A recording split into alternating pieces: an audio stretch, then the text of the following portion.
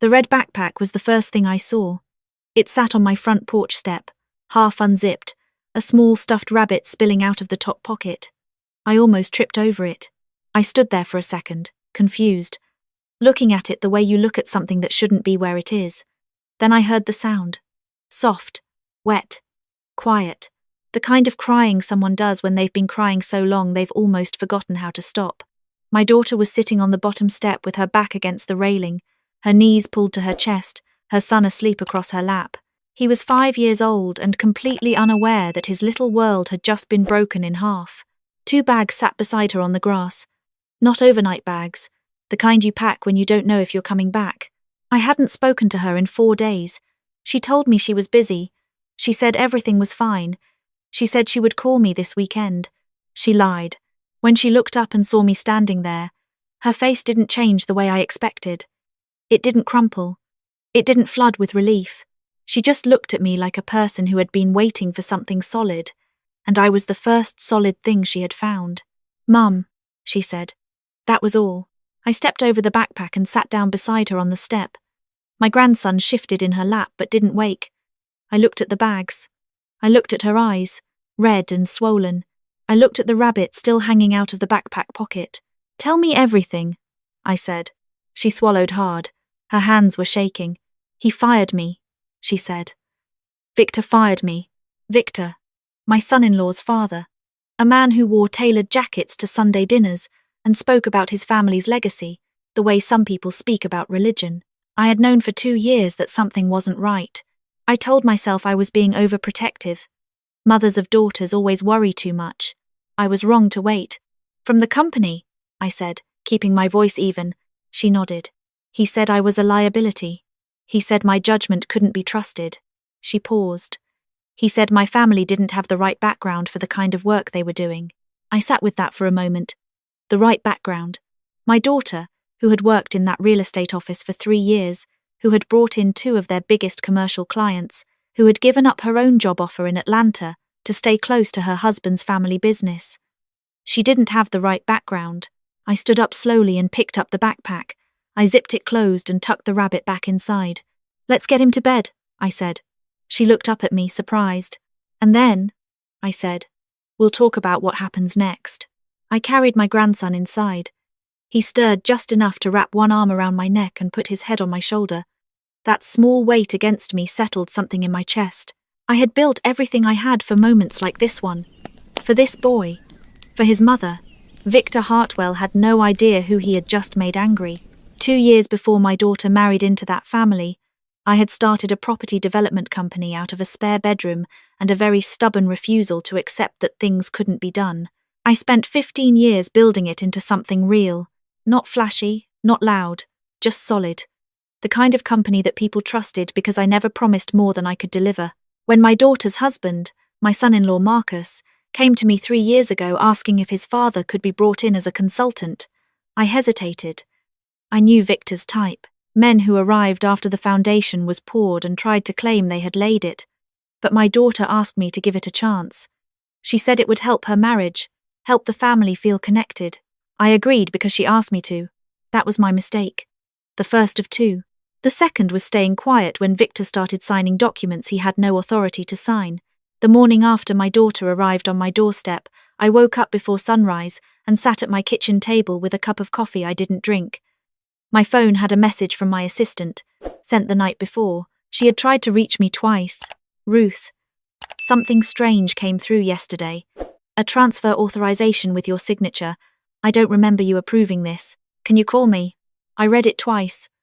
Then I put the phone face down on the table and pressed my hands flat against the wood. A transfer authorization. My signature. I had been out of town for most of the previous week attending a property conference. I had signed nothing related to any transfer. Not verbally, not in writing, not in any form. I picked the phone back up and called her immediately. "What exactly was transferred?" I asked when she answered. She told me. A parcel of land in the company's portfolio, one I had been holding for a specific development deal for 18 months, had been moved. The authorization carried my name, my signature, dated 3 days earlier, when I was 3 states away at a hotel in Nashville. I thanked her and ended the call. Then I sat very still for a long time. When my daughter came downstairs, I had already made breakfast. Eggs, toast, orange juice for my grandson, who appeared behind her in his socks and immediately asked if I had cereal. I did. While he ate, my daughter sat across from me and wrapped her hands around her mug. She looked like she hadn't slept. She hadn't. "What are you going to do?" she asked quietly. "I'm going to find out exactly how far this goes," I said. "What if it goes further than we think?" I met her eyes. "Then we go further than he expects." She nodded slowly. She looked scared. That was fine. Fear and courage often feel the same at the start. I spent that morning in my home office making calls I hadn't made in years. My attorney, my accountant, a woman I'd worked with at the beginning, someone who knew every corner of the company and every document that had ever passed through it. I laid out what I knew, and I asked them to find everything I didn't. What came back over the next several hours was worse than I anticipated. Victor had been quietly inserting himself into the company's operational decisions for nearly a year. Not loudly, not obviously, but steadily. A signature here, an authorization there, a meeting requested in my name that I had never called. He had positioned himself so carefully that from the outside, it looked almost like delegation. Like I had handed him authority. I had handed him nothing. My attorney spoke carefully. "This constitutes unauthorized use of your authority at minimum," he said. "Depending on the transfer, it could be fraud." "It is fraud," I said. There was a pause. "Can you prove the signature isn't yours?" "Yes," I said. "I can prove exactly where I was when it was signed." Another pause. Then we move carefully, and we move fast. That afternoon, Victor called me. I let it ring twice before I answered. I sat back in my chair and kept my voice completely level. "Ruth," he said, smooth as ever. "I think there may have been some confusion about a few internal decisions. I'd like to sit down and clear the air." "That's thoughtful of you," I said. "Your daughter is emotional," he continued. "These situations happen in families. I'm sure once things calm down." "Victor," I said. He stopped. "I'll see you Thursday. My attorney's office. 10 o'clock. A pause. Then, "That seems a bit formal." "It is," I said. "Bring yours." I ended the call before he could respond.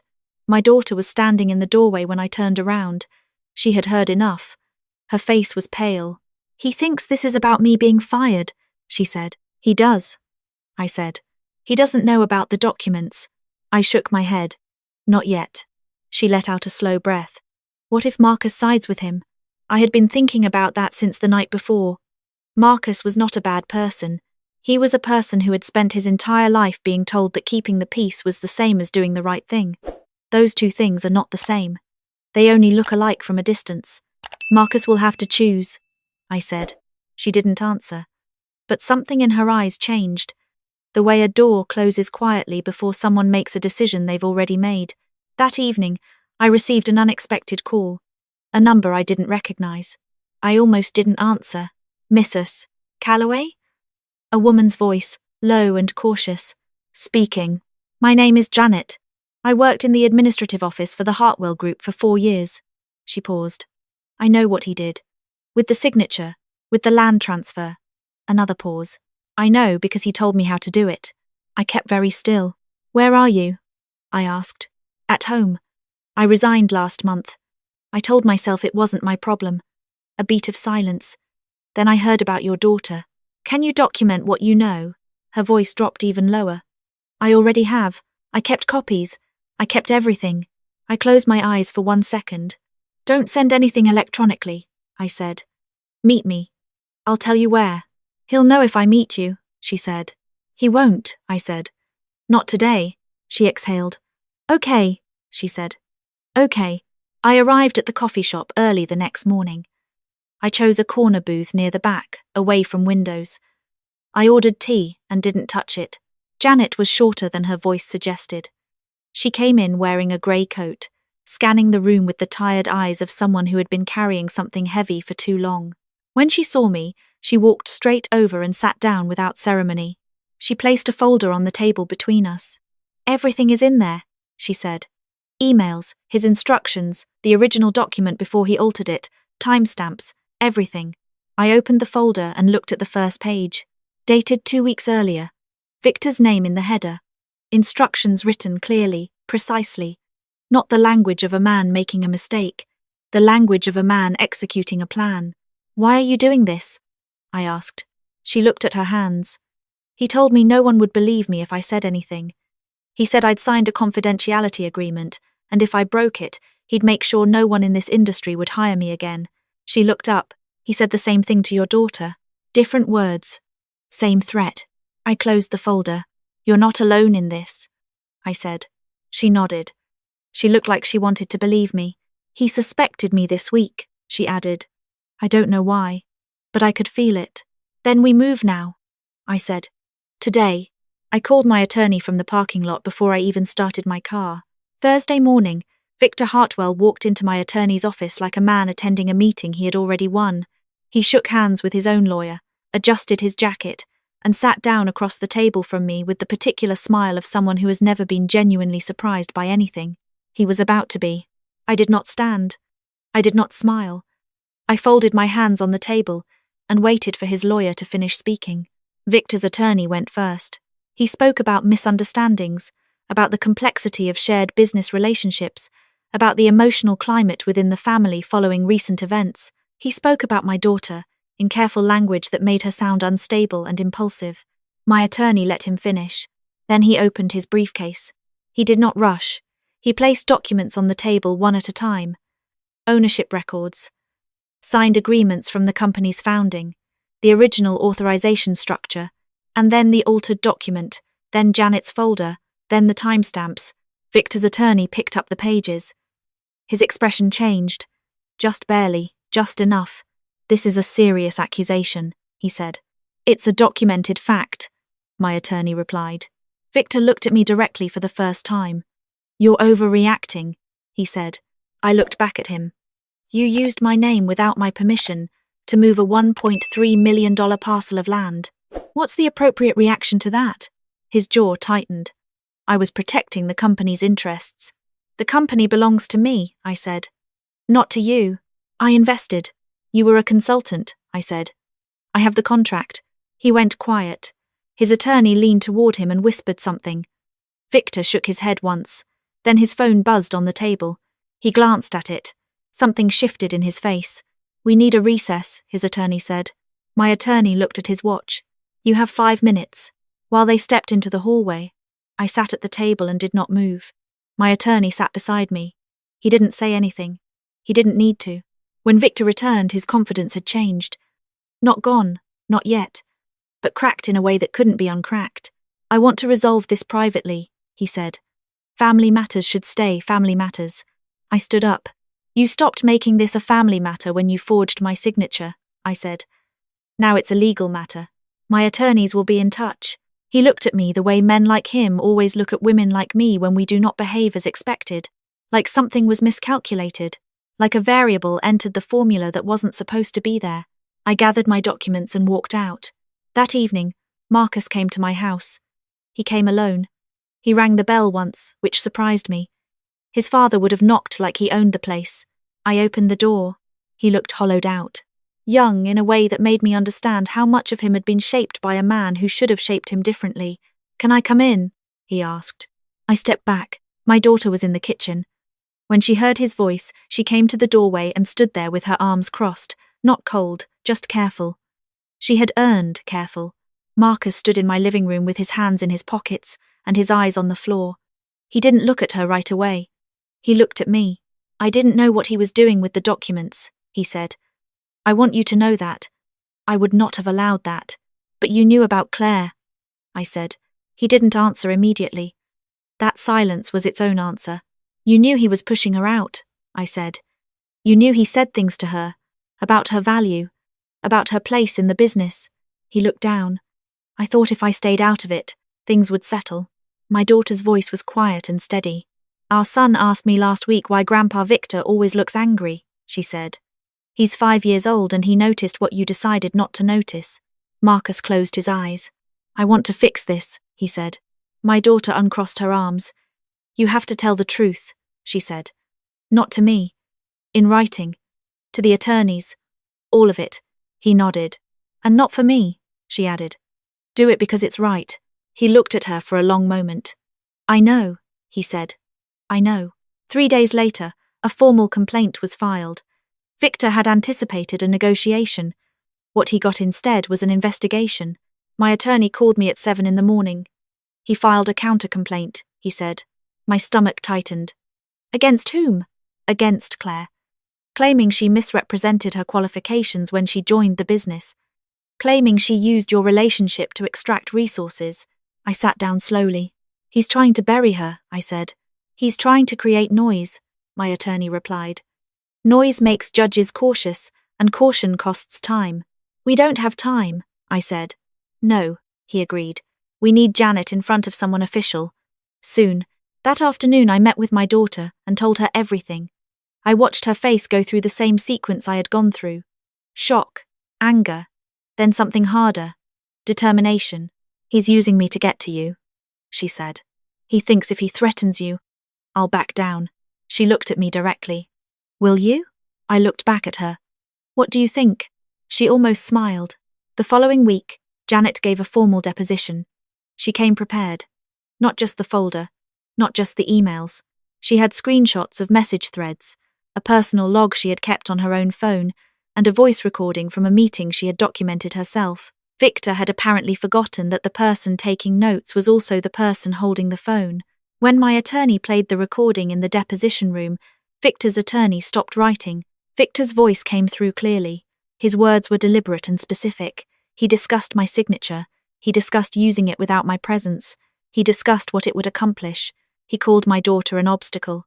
He called me a problem that needed to be managed quietly. After the recording ended, the room stayed very still. Victor looked at the table. Not at me.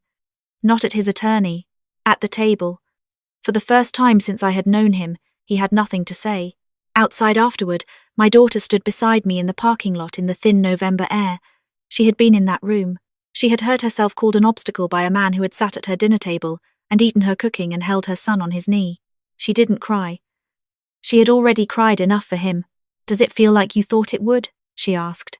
I thought about that. No, I said. It feels heavier. She nodded. But we keep going. We keep going, I agreed. The morning of the formal hearing, I dressed slowly and deliberately. Dark slacks, a clean blouse, comfortable shoes. Nothing to prove, nothing to perform.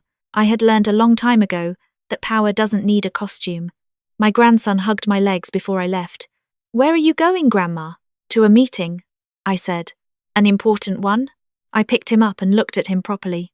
He had my daughter's eyes and his father's chin, and something entirely his own in the set of his mouth. The most important kind, I said. He nodded seriously and patted my shoulder like he was sending me off to battle. I suppose he was. The hearing room was smaller than I expected and more crowded. Victor was already there.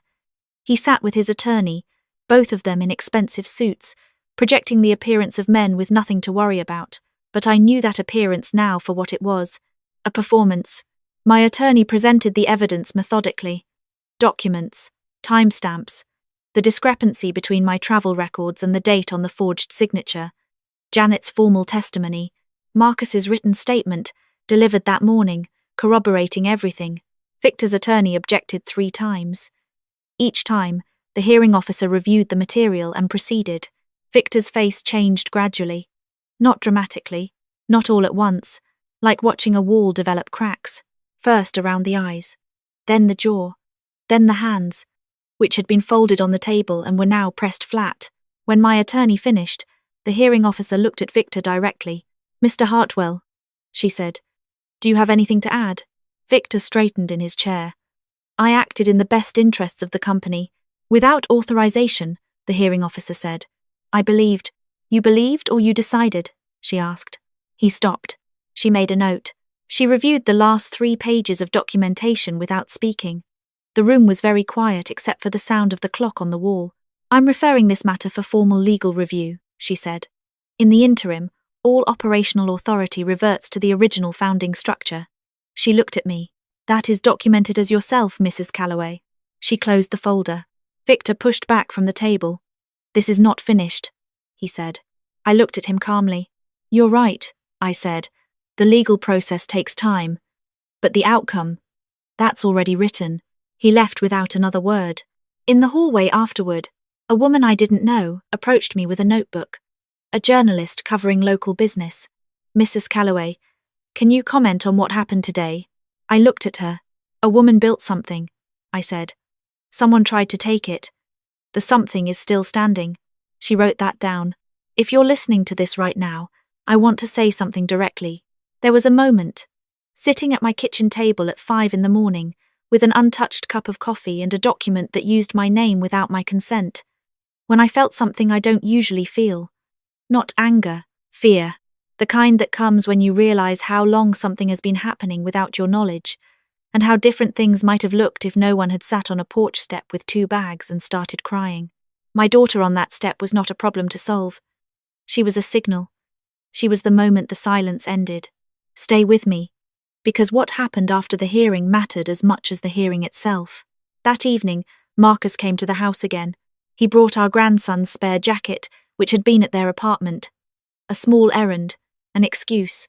He sat at my kitchen table, the same table where my daughter had cried 3 weeks earlier, and he said something I hadn't expected. I called a therapist this week, he said. For myself. I've been trying to understand how I became someone who thought staying quiet was the same as being good. My daughter sat across from him. She didn't reach for his hand. Not yet. What did the therapist say? She asked. That those are 2 entirely different things, he said. That I probably knew that, and chose not to think about it. She nodded slowly.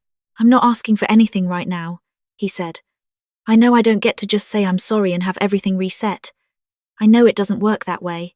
She looked at him for a long moment. No, she said. It doesn't. But I want to do the work, he said. Whatever that looks like, whatever time it takes. She picked up her mug and looked out the window. Then we'll see, she said. It was not forgiveness.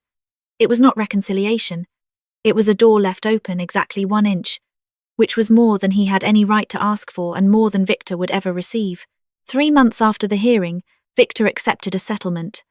His access to the company was fully revoked. His legal costs were significant. His name, which had opened doors for 40 years in this city's business community, now opened a different kind of conversation entirely. I did not feel triumphant. Triumphant is for people who wanted a fight. I had wanted no such thing. I had wanted my daughter to have what she had earned, and her son to sleep through the night, and my name to remain my own. Those things were restored. The company moved forward, steady and clean, the way it had always operated before a man who confused access with ownership decided he could rewrite the rules. Claire returned to work. Not in the same capacity as before, because that office no longer existed in the same form. She built something new, a small consulting firm of her own, downtown, with a window that faced the park. She asked me to be an advisor. I said yes. I've never been prouder of any professional meeting in my life. On a Saturday in late spring, my grandson and I walked to that park together. He had his red backpack on, the same one that had been sitting on my porch step 8 months earlier, now repaired and very well loved. He ran ahead of me on the path and shouted something about a dog he'd spotted near the fountain. My daughter was already there, sitting on a bench in the sun with a book open in her lap that she wasn't reading.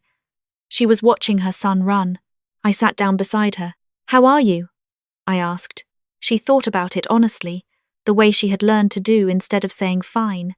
Better, she said. Really better.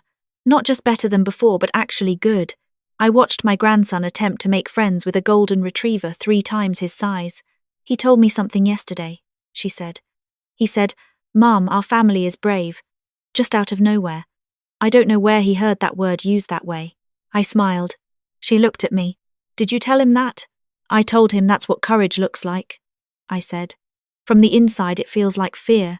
From the outside, it looks like showing up. She leaned her head against my shoulder the way she used to when she was small. We sat there for a while, the 2 of us, watching a 5-year-old in a red backpack do the work of being 5, completely unaware of how close things had come to being different, completely safe. I had built my company from a spare bedroom and a refusal to accept what I was told couldn't be done. I had built my family the same way. I had always known that the most important things you build are not the ones with blueprints and contracts. They're the ones you protect quietly, steadily, without announcement. The ones you stand in front of when someone comes for them. Power built on fear always collapses. I have seen it too many times now to doubt it.